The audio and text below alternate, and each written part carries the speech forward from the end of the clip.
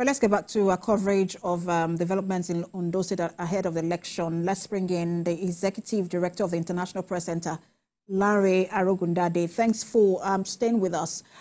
Let me ask you about your reaction to the number of security agents deployed for this election, over 40,000.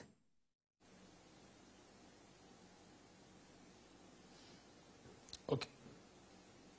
Hello, thank you. You said my reaction to, okay.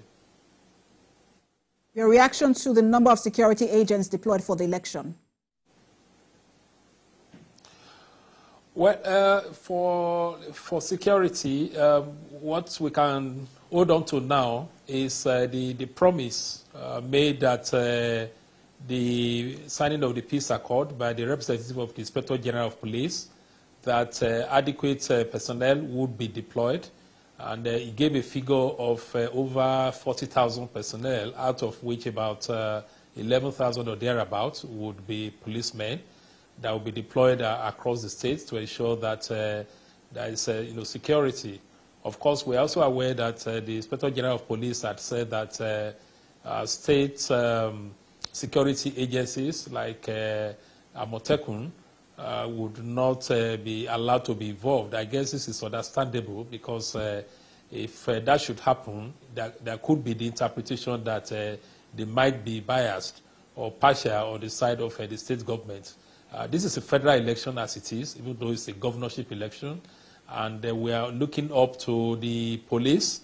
We're looking up to the Civil Defense Corps. These are the two main bodies that we're expecting to ensure that there is security. Part of the concern is that when we also mention some of these numbers, they say we're deploying these thousands, it could also have a way of intimidating some people to give the impression that perhaps they are doing all this because there could be violence. But and that's why we also would like the security agencies to give assurance that essentially this is just to ensure protection and not to intimidate voters. So it's an interesting aspect of this development. And one of the things we would also like to do is to hold the security agencies accountable for the promise that they have made that there will be peaceful conduct of the elections. But another responsibility of security agents that people rarely talk about is the fact that they also accompany the officials to the areas to which they are deployed. And in that regard, we would like to appeal to them to also arrive early so that they can be part of it. Thank you so much for your time. We'll continue to have this conversation with you before and during and after the election. Thank you. Executive Director of the International Press Center, Lanre Arogundade.